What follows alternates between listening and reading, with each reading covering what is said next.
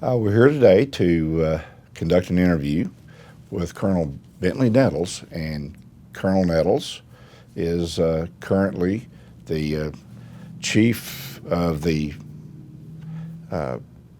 in I've lost my place here. Let me get General back. Counsel for the General Texas Counsel Army for the National Texas Guard. National Guard. Right. I'm sorry.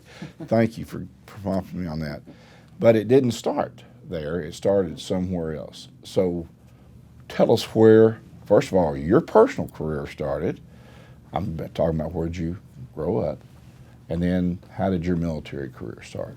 Well, I grew up in Deer Park, Texas, Okay. and was blessed to come to Texas A&M University and took a commission, a reserve commission out of Texas A&M. I was accepted to law school when I graduated from A&M, and so I got deferment. Okay. But the Army, in its wisdom, after my deferment, sent me to infantry officer basics course to be an infantry officer. So I did that and went into the Texas National Guard and also into private practice, and was an infantry officer for the Guard for almost 11 years. Jumped out of a lot of airplanes. Well, let's talk about that a little bit. First of all, let's talk about your Corps experience. You were in the Corps Cadets at Yes, Texas sir. A&M. What unit was that? Company I-1, Okay. And when did you graduate? 1985, on time. On time. You didn't take a victory lap. Didn't take a victory lap. Okay. Then you went in and you took your commission, as a lot of former students did at Texas A&M, and as you said, went to law school. Where'd you go attend law school? South Texas College of Law in Houston. Went there for 2.5 years and got out. So Did you go into private practice at that time, or? I did. I went into private practice in Houston for a small firm, and then they sent me to Fort Benning. For infantry officer basic course. Right. And for those who've never been to Fort Benning, it's a lovely place. It is. When did you go through your officer basic there? I showed up in March of 1987 and finished in June of 1987. So, And then did you go to jump school, also there at Benning? I'd actually been to jump school as a cadet at Okay. A&M. So I was class 3883. Okay. So you went through jump school in the summertime in Benning. Yes. So you know what a pleasurable experience that was. Yes. Lots of heat. And humidity. Oh yes. So by that point in time, you're already qualified with the parachutist badge. You've, I guess, are still a second lieutenant at that point in time, or have you been promoted? I was promoted as a first lieutenant because of my educational delay. Okay. It was automatic, and went into Company G 143rd Long Range Surveillance Unit out of Houston. Okay. So And you said you served that National Guard unit as an infantry officer for some time. How many years was that? I was with that unit for 9 years, serving as a platoon leader, operations officer, XO, and then that unit actually went away, and I went to 71st Troop Command and became the HHC commander. All these were National Guard positions. Okay. For those who have never commanded a platoon or a company unit, you're not only commanding officer, you're marital advisor, you're a lot of things that go along with that job. Yes. I suppose your experience was sort of similar to that. Very much so. Yeah, we had down at Houston, we had a full platoon of hard charging folks, and a lot of them were Vietnam vets, a lot of them were airborne rangers. We had a very interesting mission. So it was a fun time. Now, while you were doing your training with this particular unit, were you in law school at that time? I was actually out of law school in private Okay. practice. Okay, all right.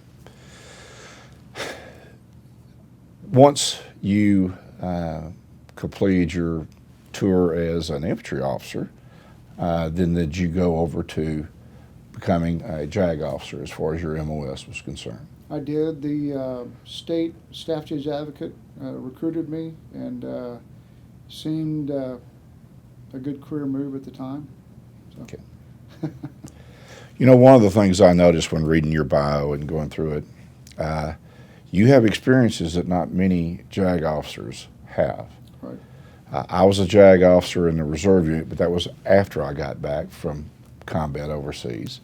So I never saw any JAG officers out there with in the field, so to speak. One of the things I noticed here is that you have earned one of those badges that some people think is pretty special, and that's a combat infantryman badge. Combat action badge. Actually. Combat action badge. Right. Where did you receive that? I was awarded that for Afghanistan. Okay. Now, people don't understand you don't get that if you're just here in the stateside job. You've got to be in a combat zone in those type of situations to earn that. And one other award that I saw that I thought was pretty special, particularly for a JAG officer, was that you received the Purple Heart. Correct. And would you please tell us how that came to be? Well, in October of 2004, I was in Baghdad as part of the surge, and at that time I was not doing a JAG officer position. I was an information operations support team leader. So I had about 9 people spread across the country of Iraq through the Special Forces headquarters and the headquarters there at Al Palace.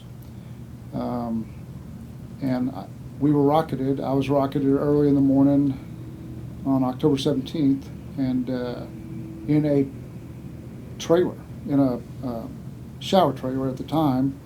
The rocket hit outside.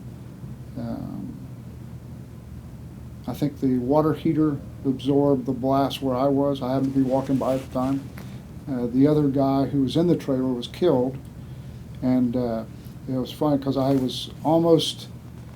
had hung up my robe or whatever at the shower point, went back to get something, and when it hit, my robe was just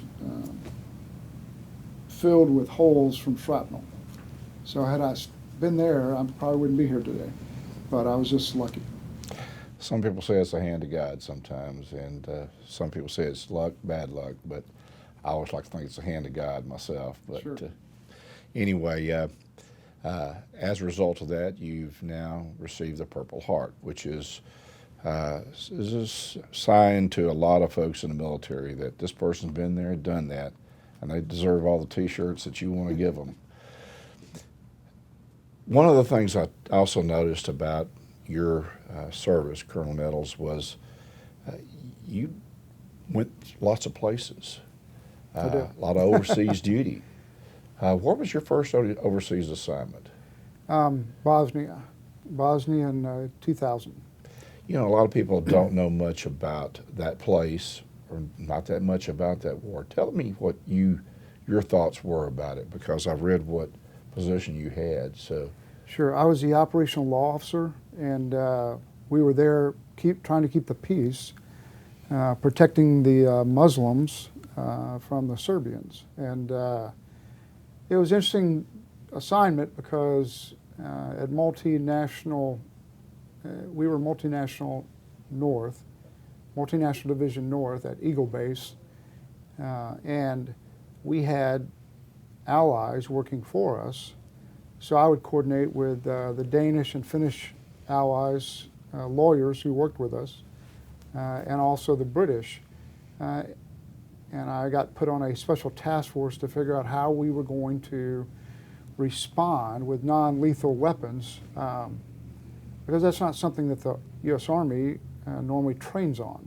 Mm-hmm. So we worked with our allies to figure out how we could do it. And of course, the different allies, the German allies with us, had certain restrictions against using any form of smoke or chemical weapons, which even pepper spray they were prohibited from using. And the reason we were looking at this, because when we go through a town, oftentimes they would use cell phones, and suddenly a flash mob would appear to obstruct our progress. So we had to figure out how we were going to deal with these flash mobs without inciting further violence. So, In a place like that, where you have had centuries-old relationships, some not so good relationships, I suppose that's a very difficult task to keep these people acting kindly toward each other. well, very much so, because Bosnia actually had, for years, lived very peacefully. They had mixed marriages amongst different religions, and it was only the fall of Yugoslavia that triggered a lot of the unrest and power jockeying. So, and because of that war, people had negative feelings, hurt feelings that they weren't going to get over anytime soon. So, And don't seem to have done so today either. How long were you there in Bosnia? we were there almost a year. Okay. We were the first time a National Guard division had been activated since Korea and placed over active duty troops. So we were a National Guard headquarters division. How'd that sit with the regular troops? Well, there were some challenges, but after a while, everybody got to where they worked fine together.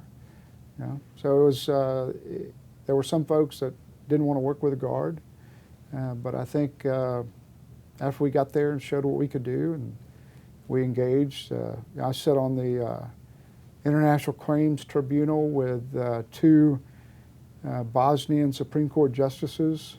So it was an interesting assignment. Seems interesting to me, I can tell you that for sure. And I understand it's a very pretty part of the world too, as far as the terrain and the countryside is concerned. Yes, sir. Okay. Now, that was your first foreign duty assignment. What was your second? Was in Afghanistan in 03 and 04, I think. I'm trying to remember. Well, I have a list here myself, so I'll try to keep you online what dates and times it was. But where in Afghanistan were you assigned, and what were your duties there? Well, the Texas Guard volunteered to fill out some elements of the Army that were not manned, and that was information operations. So I led a team into Bagram, Afghanistan, and we supported 1st 18th Airborne Corps and then 10th Mountain Division when they came in. And then finally, Lieutenant General Barno, when he stood up, Combined Forces Command Afghanistan. Okay. So, Where were you stationed primarily while you were in Afghanistan? we operated out of Bagram, and then we moved the last portion to Kabul. Okay. I have a photo here that you'd sent to me or shared with me. It's at a briefing that you were present for General Petraeus. Is that correct? Yes, sir. I'm going to show that to the folks. Now, who's the highest ranking guy in this group? General Petraeus. And who's the lowest ranking guy in this group? Probably me. But here you are mixing up with the higher ups of the world, so to speak, in the military at that time. Yes, sir. That was my second tour to Iraq. We went in as a red team for Multinational Corps Iraq, and then when 18th Airborne Corps came in, they had their own red team, so General Petraeus requested us to come up there and assist him. Okay. Well, I thought that was Afghanistan.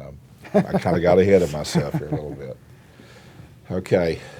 And you've gone from Bosnia now to Afghanistan, and you're a Texas National Guard JAG guy. Yes, sir. That's pretty unusual already.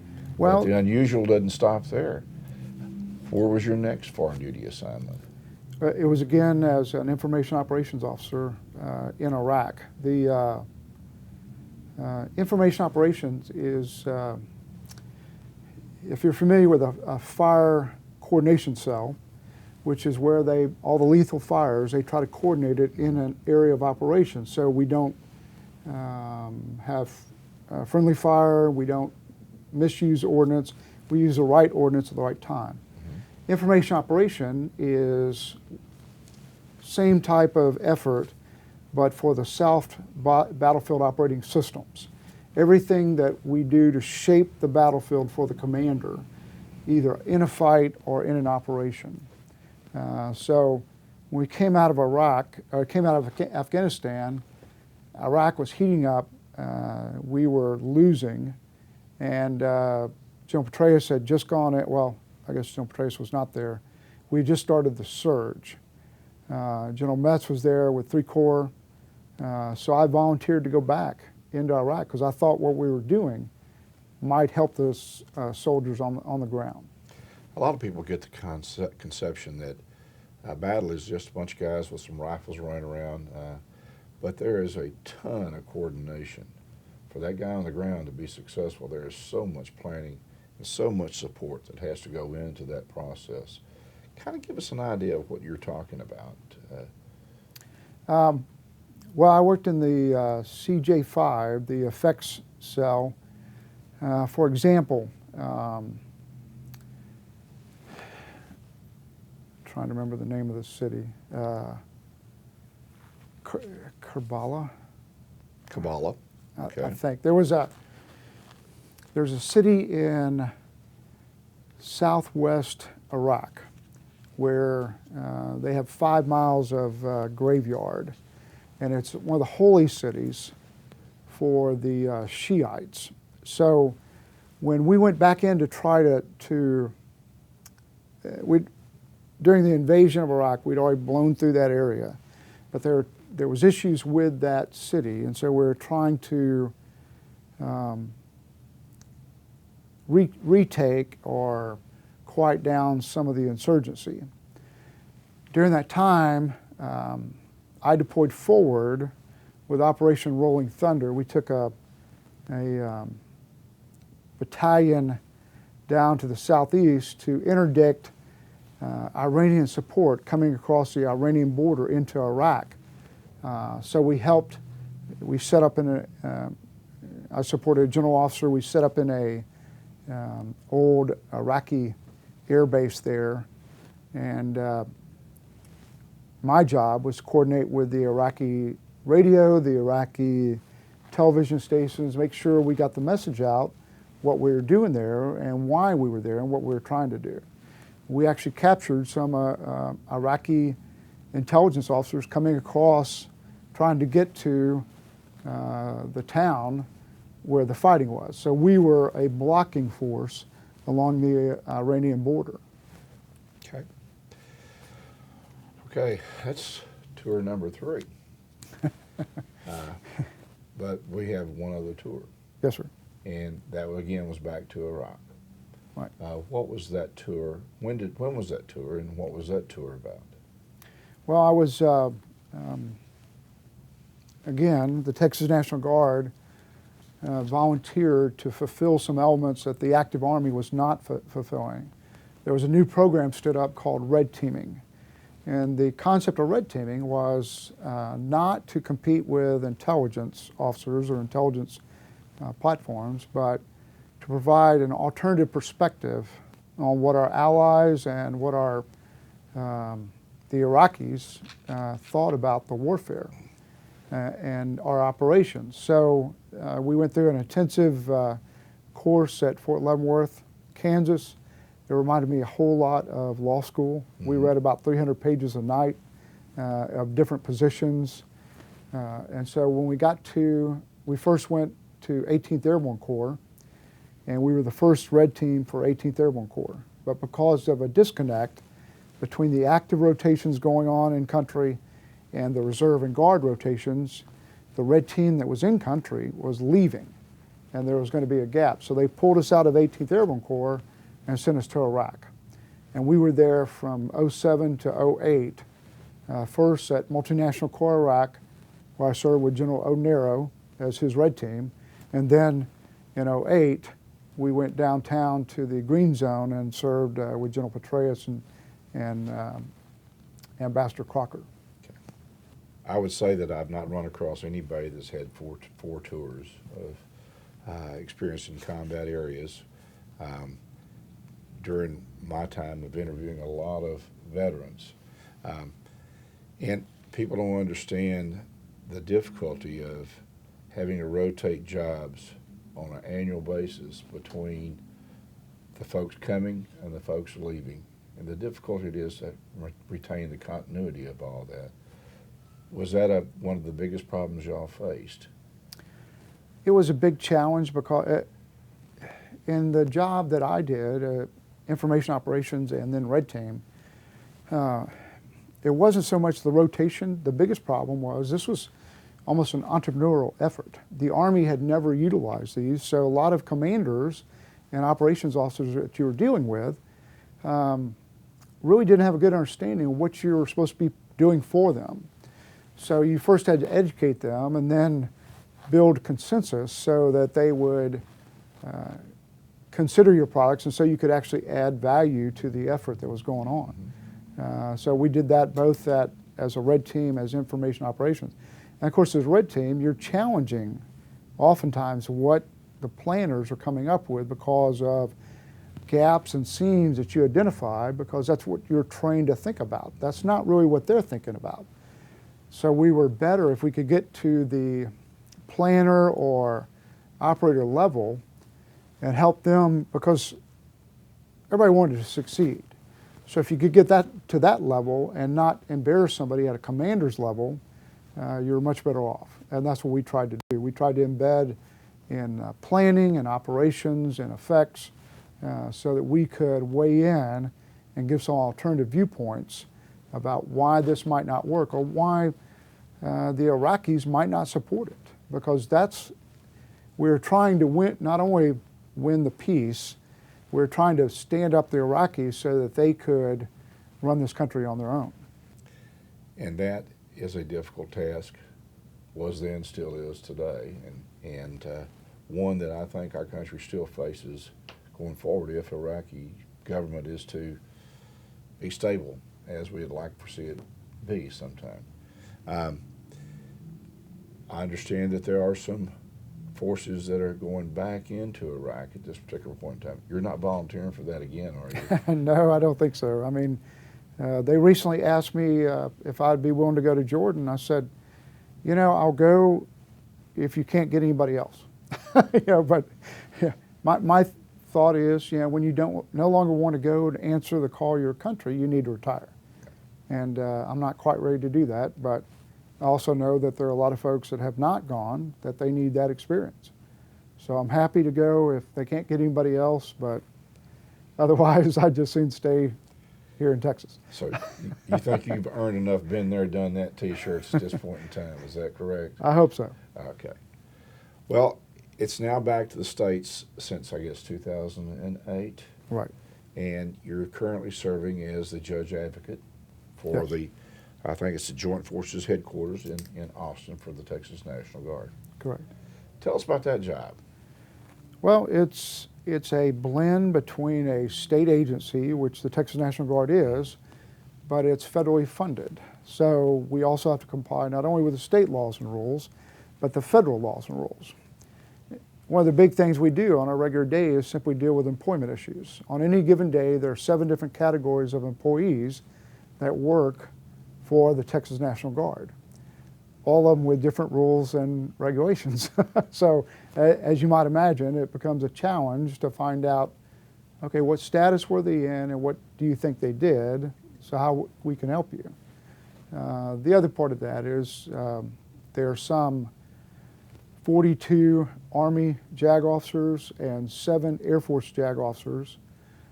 So since '08, I came there, we have deployed probably 10,000 service members. So making sure that our JAGs are trained to go support them, making sure we provide legal support for those that are going and coming and for their families can be a real big challenge.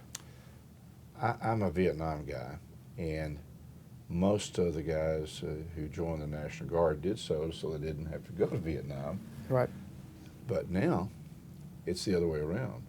The National Guard is a very important key component of our military operations around the world. Uh, so if you want to go join the Guard, you might be able to see the world. Is that pretty much true now, sir? That's true. And the big change happened when we initiated the war in Afghanistan. We transitioned the Guard from a strategic reserve to an operational reserve. And what that meant was for our units is they were subject to being called up and deploying much more quickly. Matter of fact, we've had service members who deployed with on active duty and then came and got in the Guard and then deployed with us. So yeah, it's not a safe haven anymore. It's part of the overall total Army or total military force. And how many Texans or Texas National Guard folks have you said have been deployed since you've been involved?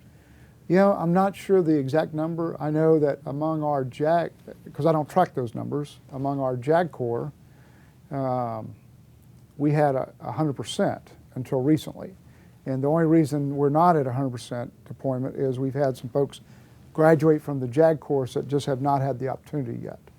But 2 years ago, when we ran those numbers, we had 100% of both the lawyers and the paralegals had all deployed at least once. So it's pretty impressive. It really is. To know that our Texas National Guard is serving our country like in that kind of capacity, that's pretty impressive. What are your plans as far as your career? How long have you been in now, Colonel? 28 years. Okay. Something like that. And how far do you see going out there? Do you have any personal goals left that you would like to achieve? Well, I'm getting ready to come off active duty, so my goal is to return to a citizen soldier and start a law practice here, and but continue to see, what opportunities there are, and how long they want me to serve. I mean, I don't want to be the guy who they have to tell to leave, but on the other hand, as long as I can contribute, and I think I can, continue to do so. Okay. Well, you say here. Where is home here? Bryan-College Station. Okay. This is where we live. And your family's here with you? Yes, sir. Okay. One of the other roles you've taken on is to serve as a member of the board of Bryan Texas Utilities, or BTU, Yes. as it's called. When did you begin that service to our community? It was this last summer, and then they recently reappointed me. I enjoy that opportunity. We also have created a nonprofit called Brazos Valley Cares to help veterans and wounded warriors. This is the third year we're going to have an event where we raise money to help not only local veterans, but also the Warrior Family Support Center down in San Antonio. Is this a project of BTU? It's not a project of BTU, but BTU always buys a table. So we Okay. Right. we help we're happy for their support. Has your service on the BTU board been interesting to you, and has it been surprising of what an organization this really is that we have here in our midst? Well, it is interesting. Providing continuous electrical grid support anywhere is a challenge, and they do a really good job of that here. I mean, when I was in Iraq, one of the issues we had was the electrical grid in Baghdad was very strong, but all throughout the rest of the country, they got electricity a couple days a week. And in Afghanistan, there were areas that was just, the grid didn't exist. So it's interesting, and they've got some good leadership over there. It's interesting about how their vision for the future. So that's been, I think, probably the most interesting aspect of serving on that board, is seeing how the leadership thinks about the grid and the support to this area 20 years in the future. Well, that too is an organization that has grown in its size and service to our community, just like the Texas National Guard has. Looking back over your career involvement in the military, got any thoughts about what that means to you or has meant to you or means to you now as someone who's served? Well, I think, a lot of people have served on active duty in the various branches, but the thing that I like, the thing that means the most to me is being a National Guardsman, because we not only serve in times of war when the president calls us up, we serve the governor of Texas. I've responded and helped responded to every hurricane that's hit the Texas coast within the last 15 years, to include wildfires out in West Texas, floods we had recently. It's an opportunity to help our neighbors here in the state, and that's something you don't get to do in the active Army, but we do get to do it here in the National Guard. So I've heard it more than once. People have said, where would we be in those times of tragedy or disaster? Where would we be without the National Guard? There's not a police force at any city equipped, not a sheriff's department equipped, no other places, no other organizations equipped to come in and assist right away like the National Guard. And I believe that's something that's understood by people but not appreciated until an event like that happens. sure. How many events like that have you been involved with, or approximately, as a member of the National Guard since you started your tours? Since '08, I've been involved in every single one. The planning, support, figuring out how we can legally do what we need to do. And also, one of the big advantages of having the National Guard is, we're federally funded and federally equipped. So there are rules that go along with using that equipment. Recently, Governor Perry ordered 1,000 folks to the border to help stem the flow of criminal aliens into the state of Texas.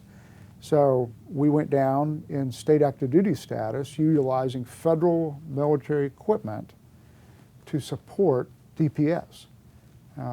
And law enforcement, they would then, once we identified people that had entered the country illegally, then they would come and capture them and then turn them over to Border Patrol. That's something I wondered if y'all were actually doing law enforcement work, or what was you? How did you assist the Border Patrol and the DPS in that regard? We were simply doing reconnaissance. We didn't do any capturing of people ourselves, so that kept us from doing law enforcement. But our law enforcement support was to provide intel analysts, to provide teams on observation points, round the clock, things that the law enforcement could not afford to do. As you look back over this 28-year career, I'm assuming that there's a lot of satisfaction with the jobs that you've had, the people you've gotten to meet.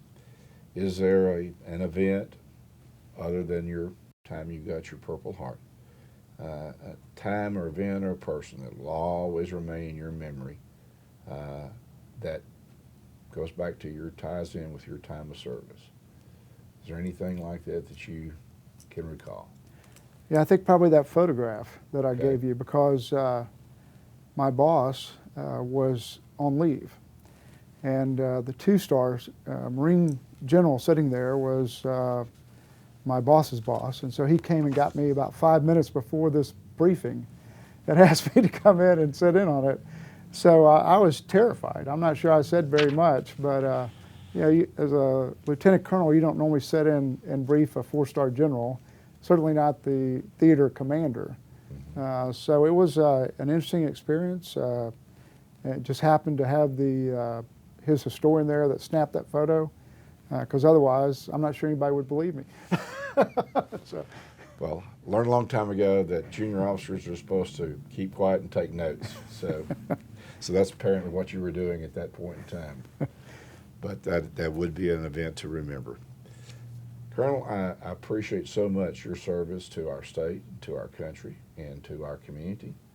And I think I have been told that you're the most decorated JAG officer that exists in the Army system today. And I truly believe that that's the case. I haven't done any other research to compare it to, but I doubt that there's anybody with 4 deployments a Purple Heart, those type of awards that are given to serious soldiers. And we thank you very much for your service. Thank you.